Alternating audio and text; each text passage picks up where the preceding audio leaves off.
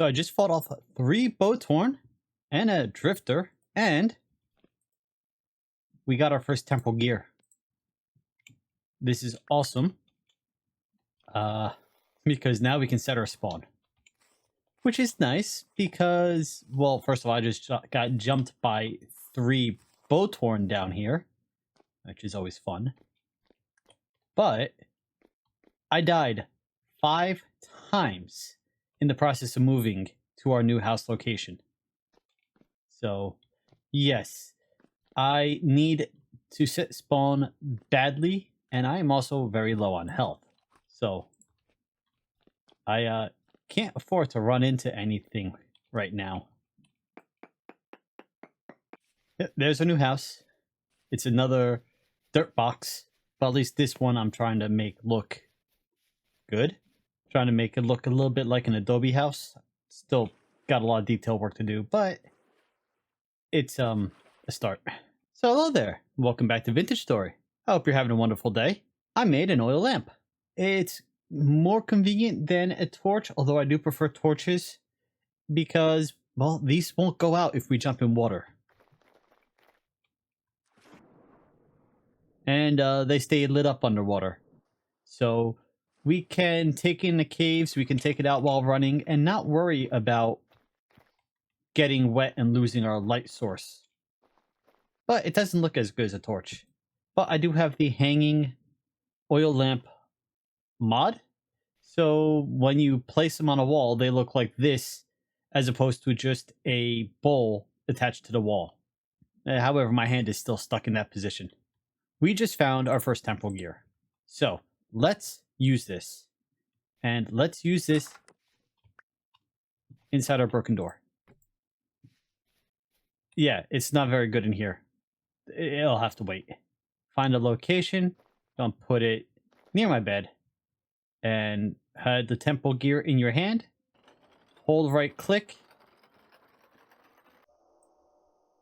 There we go. It consumes the temporal gear, but that is our spawn for now. It has 18 or 20 uses.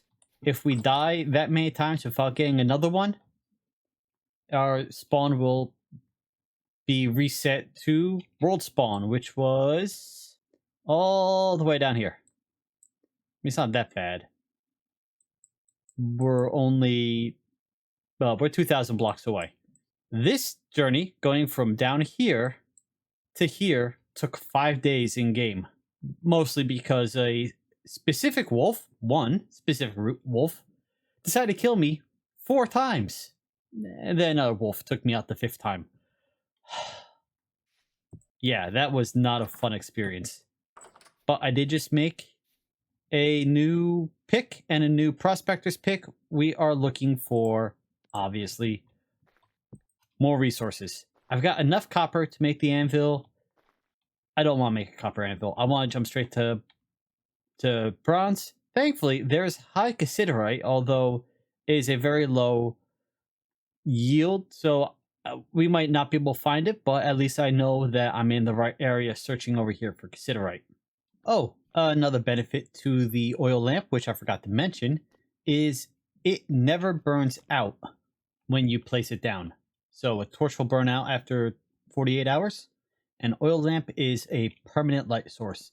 They're a little more expensive to make. I mean, early game at least. I do have culinary artillery and expanded food.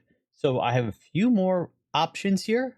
Peat plus oil or lard plus peat to make oil lamps. Or you can use the vanilla method, which is a lump of fat plus a bowl, which is what I did this time. I will probably use the other method in the future when I have the resources.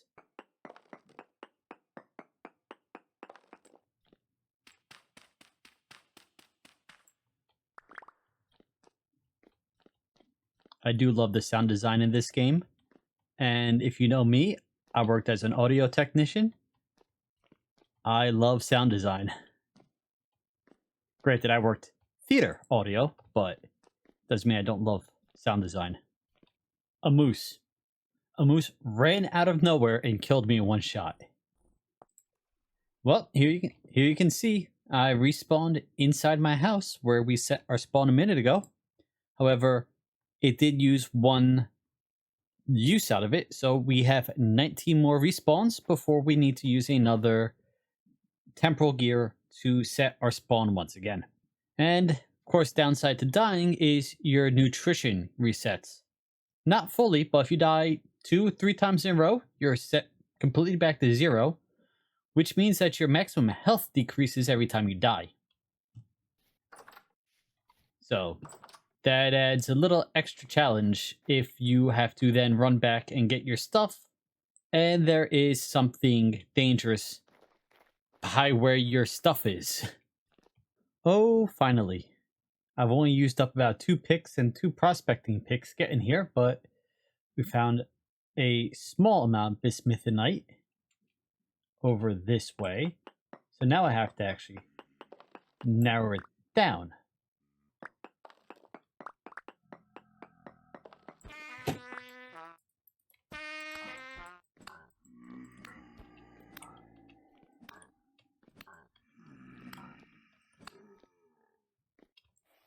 Finally found it.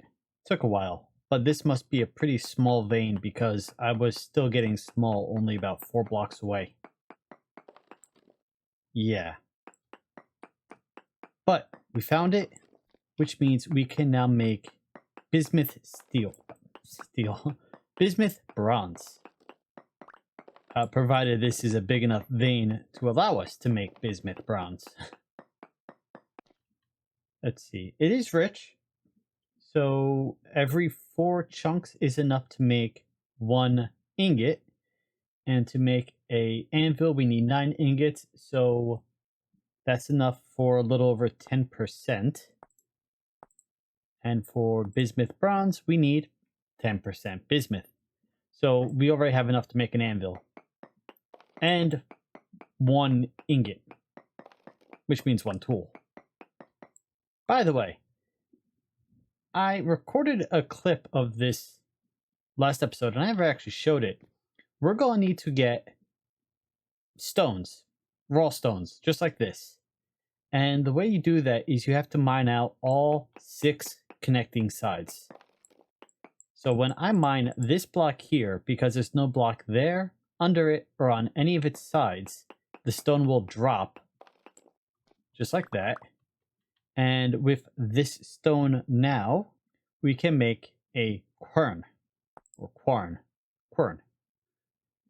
Once, of course, we have a chisel, which, once we have bronze, I won't feel bad making a chisel.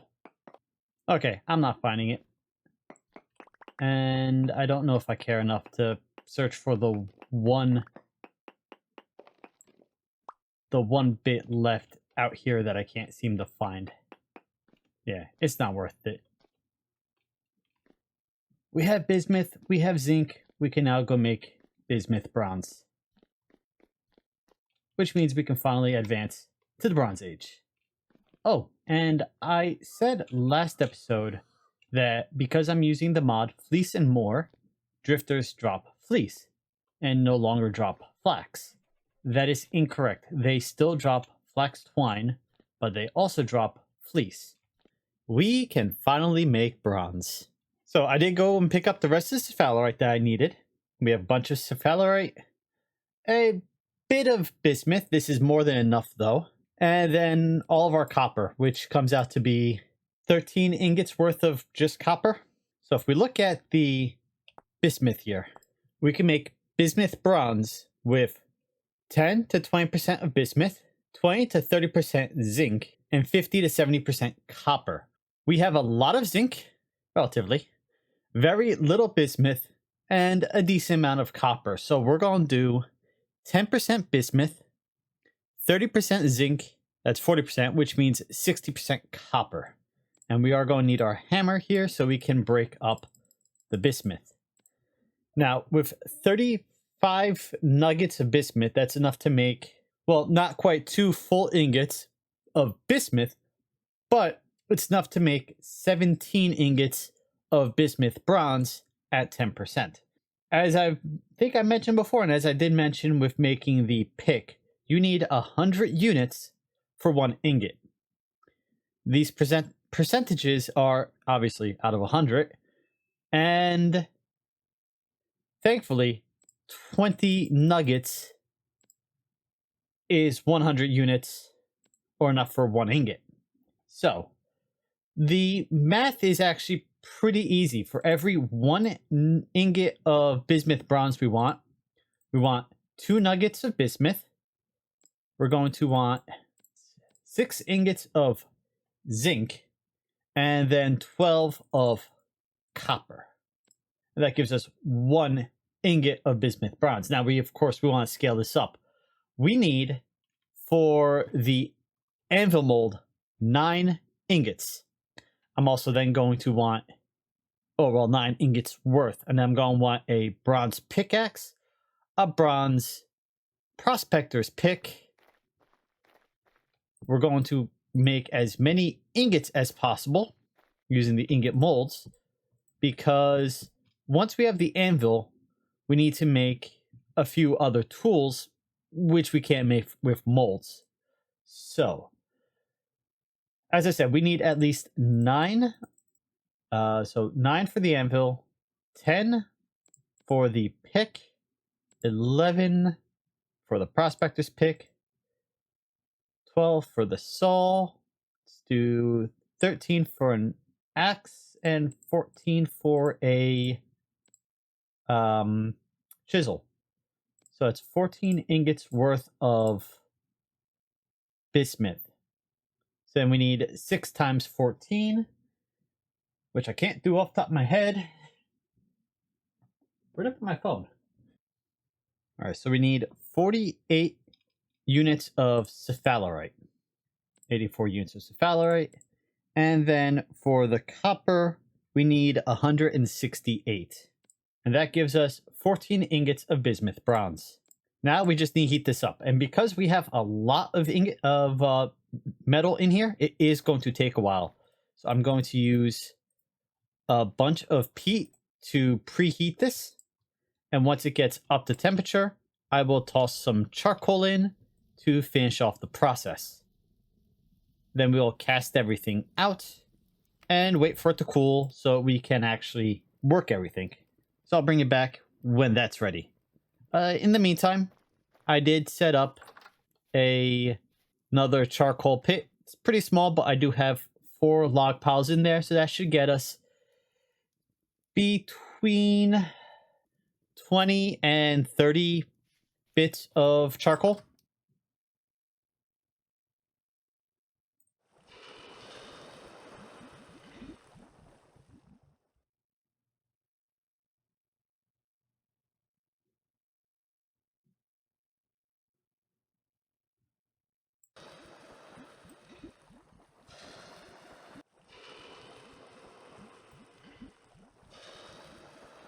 And now that our metal's all cooled, we're ready for the next part. We need to make some cobblestone. So that's 8 stone of the same type. So clay stone in this case, and then 1 clay. We need 7. We're getting 8 because you make them by 2s. Then do them in a U shape. You get a forge. That's this is not a very good build right now. Click that to get our anvil out. So we have our anvil, we have our forge, we have our copper hammer, because we're going to need that. And if we take our bronze, we can put this into the forge, shift clicking. And now we need fuel. The forge takes coal, black coal, brown coal, or anthracite, or charcoal. The charcoal is still firing, so I just ran out to where I had seen some brown coal in the past, and I picked that up. I added way too much. I forget if I can get the coal out. Nope. Okay, so don't add more coal than you need, because I just destroyed the coal I had. Okay, well, hopefully this is enough. So we light up the forge, and now we have to wait for the ingots to heat up. And you'll see on the tooltip up there, as they're heating up, we're going to need our tongs in our offhand for this next part. And once they heat up, we can start working them. Now, they will not melt in the forge, but they can get hotter than their melting temperature. In this case, the brown coal burns at 1100 degrees Celsius, so they will heat up till, they say, 1100 C. At any point after they start glowing, I think I can start working these. If they cool down too much, then you can't work on them anymore. I think I can start working on them now. I'm going to wait till they hit 1000 because then I have the most time to actually work with them. Not that this is going to take very long. Okay, that's hot enough. Put it on the anvil, and then we can choose what we want to make. We need a saw, so we're going to select the saw there. Go over to our hammer, and now you see these green voxels.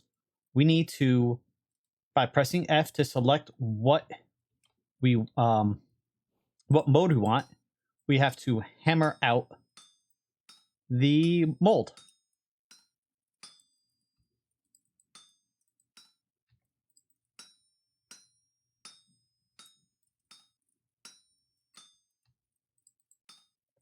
By right-clicking, we can rotate it so we don't have to... I had it going the wrong way. So we don't have to move around the anvil ourselves.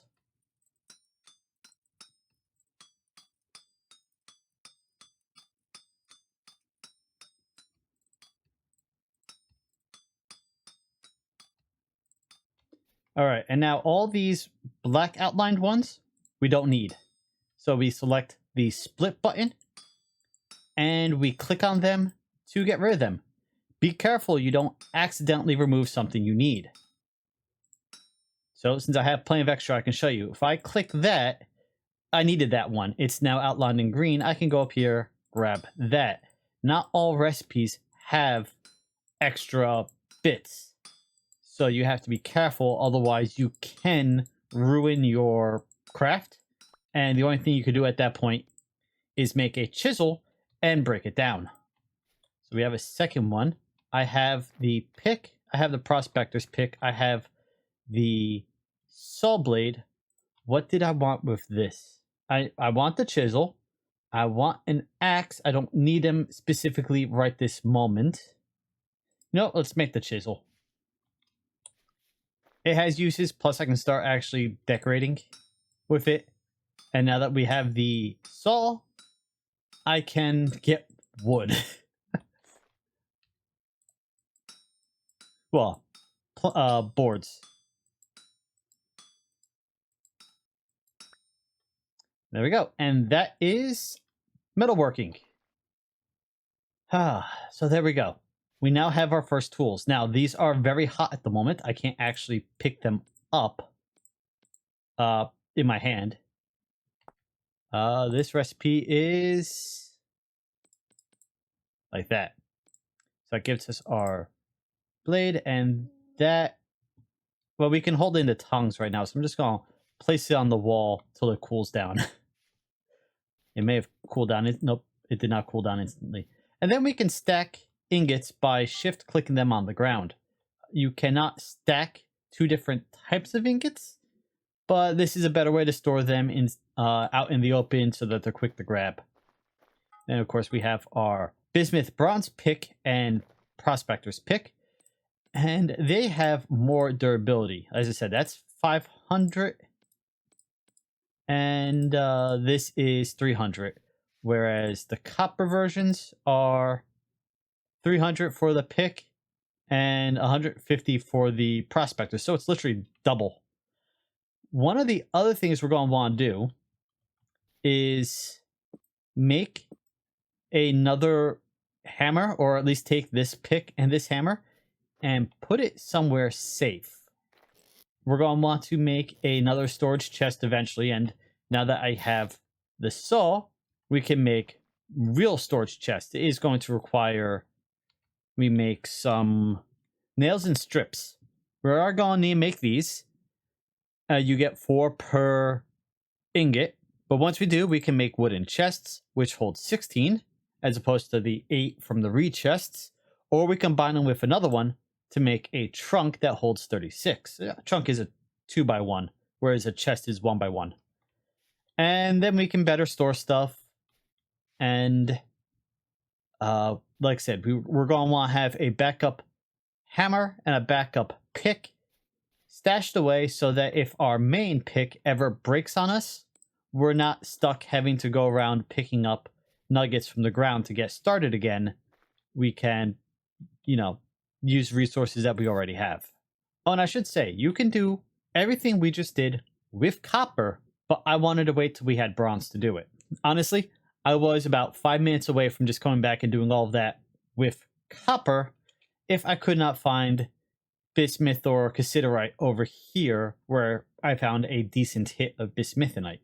If you're having a hard time finding the stuff to make bronze, you can just do it with copper. But now let's make some boards. Put our logs in, put the saw anywhere inside it looks like, and we get boards. Boards allow us to make a lot of new things that we haven't been able to yet. Slabs, stairs, buckets. I'm going to want buckets. Barrels. Well, that was a barrel. Bucket, which allows us to transfer water so we can have an infinite water supply. Fences. Well, better fences. Better roofs. Sod roofs. Wood shingles. Doors. Proper doors, not the bad door we have. So let's make that. And make ourselves a real door. And we can get rid of this. There we go. That's not going to break on us every other time we go to open it. Barrel, I need a few sticks. Do I have? I have. So let's do that. And that makes us a barrel. We can now start making leather. And then I'm going to need another set of boards. If we grab some flax here, we can do that to make a twine. Put that up there. Do that. We now have a bucket. We can now pick up and carry water. And create water sources, like I said.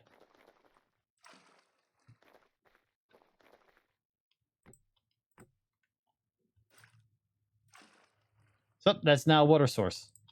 I can, of course, place a block there to get rid of it. That means we can go set up a farm wherever we want. We don't have to be dictated by having it right along the water. So that's what I'm going to start doing now. I'm going to start building a farm since it is already halfway through June and I haven't done anything with farming yet. And might as well get started with the farm now. I've got a hoe, made it out of flint. So limited uses, but we're not going to be building that big of a farm. I do want to clear out this grass. You can clear out grass a lot faster with a... I always forget, is it a scythe or a sickle? Scythe. But we don't have the resources for a scythe. So I'm not going to worry about it right now. I can use the knife. Slower, of course. But we can make knives practically for free right now. And scythe need metal. So... Oh, by the way, holding down right click, you can throw rocks. They do like 1 damage. So if you absolutely need a weapon, you can use knives. You can use stones. They're not very good, but they're better than nothing. At range, at least. Close up, your fists probably do more damage. Your knife certainly does more. Alright, so we got a little field open here. Hold right click to start tilling. This is medium fertility soil, so you see that there are nutrition levels at the top. 50% N, 50% P, 50% K. N is nitrogen, P is phosphorus, K is potassium. It's got a moisture level of 33. That's because it does rain here, but it does not rain. Oh no, it rains very common. So it will naturally get moisture when it rains. And then there's a growth speed for each of the individual nutrition types. 30%, 30, sorry, 60%, 62%. So you're going to want to keep your farmland hydrated. Now, I am building this away from the water. I'll show you why in a minute.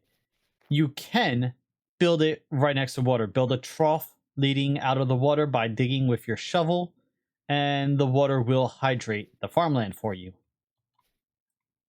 I have primitive survival installed. I haven't really done much with it yet, but what I can do is now that I've got this land tilled, if I till it a second time, sorry, I have to shift and then till again, we make furrowed farmland. I can then take that bucket of water and control click it in, fill it up, and now this will provide hydration to anything next to it. So I'm going to make a bit more farmland, and we're going to start planting our crops. Now, crop-wise, I have a few cabbages. Cabbages are very good. They give you 400 nutrition per cabbage, which is 4 times the nutrition of most other vegetables, but only have 5. So we're going to plant them there, and you see they take nitrogen. So as they grow, the nitrogen in the soil will decrease. If you hover over the seed, it tells you. So spelt takes nitrogen, turnips take nitrogen, flax takes potassium, rye takes nitrogen, and onions take phosphorus. So as we farm, we're going to want to rotate our crops so we're not planting 2 crops that both take nitrogen on the same soil back to back, because then they'll grow even slower. I don't really have the resources to worry about that right now, so I'm just planting whatever I have. You will note if you hover over the seed, it does tell you how long the seeds take to grow at normal speed. So right now they have a growth speed. Oh, you see the moisture is going up, and so their growth speed is going up. At 50%, it'll take 80 days for the spelt to grow. 100% obviously will take 40 days. You can get the growth speed even higher by using high fertility soil or by using terra preta. We have neither at the moment, so we're not going to worry about it. So that's our little farmland. It's a rough start. We're going to build a bigger one for flax 2, and then we are going to do pumpkins. We want to clear out an area for the pumpkins, because pumpkins take a while to grow, and they grow out. They take a lot of space to grow, but you get a lot from pumpkins. So it's worth doing, and it's worth doing early. Meantime, I did make up some more wattle, so we're going to put that around, because rabbits will come and eat your vegetables. And we need them more than the rabbits do.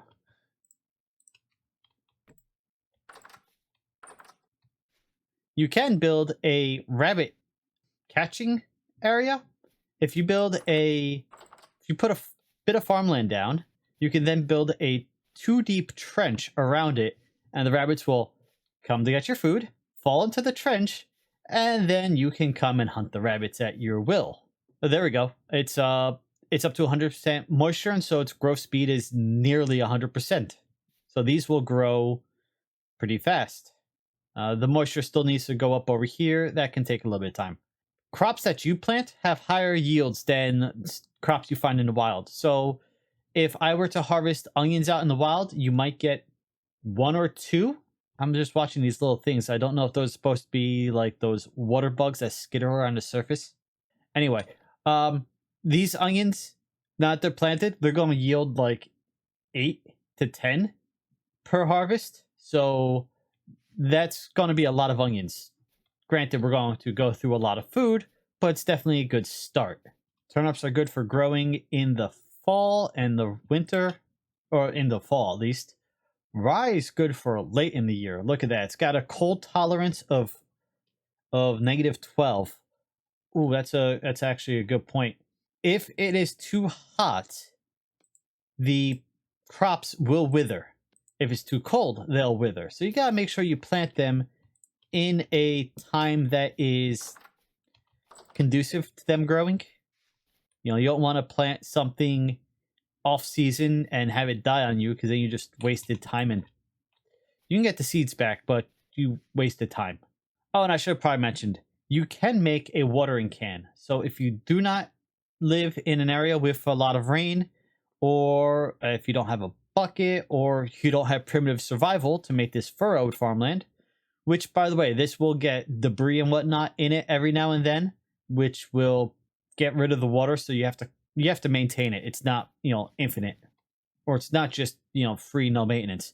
But you can make a watering can, and you do that with clay. So it's fairly easy to make. All you need is clay to get started, and you can have yourself a little farm, and watering will increase the moisture up to 100%. And so that is basic farming and metalworking. I did set up a second farm plot, like I said I would. That's our flax. We're going to need a lot more than this, but this is all I've collected so far. And yeah, there we go. We've got food growing. I also put down a few deadfall traps, also primitive survival, to catch some of the rabbits who try to come nibble on my food. And I also did a bit more with primitive survival. I will explain this next episode. But now that we have bronze tools, not just copper, I can speed up the process of getting more resources. I do want to make some armor, because we have to go into the caves to get the resources, and there are nasty things in the caves. So, go and look at making some basic armor. Chances are, I'm not going to worry about making copper armor. I don't have the bronze yet to make bronze lamellae, so maybe just go with the improvised armor to begin with. We'll see. But we can start collecting resources easier. The bronze can mine a lot more than the copper, and then we can look at starting to actually build our base. I saw a video by another creator for Vintage Story, and I will make sure I share that at the beginning of next episode. But I like what they did, and I want to use that as inspiration for our first build. Since, this is not going to be our home. This is just to give us a roof while we set up and start building an actual base. And eventually, what I'm thinking is I'm going to have multiple buildings in this area, right? I'm going to have a building here, building over here, buildings over here. And I'm going to renovate over here and maybe use this as a museum / showcase. I'm not sure. We'll get to that eventually, but we're also going to need a windmill setup with our forge. Each of these are going to have their own separate buildings and possibly their own separate styles. I'm thinking I want to stretch my creativity a bit more. So have a windmill that's sort of based on South German, Swiss, North Italian architecture, what you see in the Alps, right? And then I might do, well, I don't want to tell you what the actual house is that I want to build, because that'll be a surprise for next time. But then maybe I'll do I did a build video where I did a Japanese minka. Might want to do that as sort of a storeroom and a storage building, or even as a barn. You get the idea. So I want testing, so might be combining a bunch of different individual builds in one location, each of different styles. We'll see. Anyway, that's all going to be in the future. But until next time, thank you for joining me today. I hope you've had a wonderful day, and I'll see you next time. Later.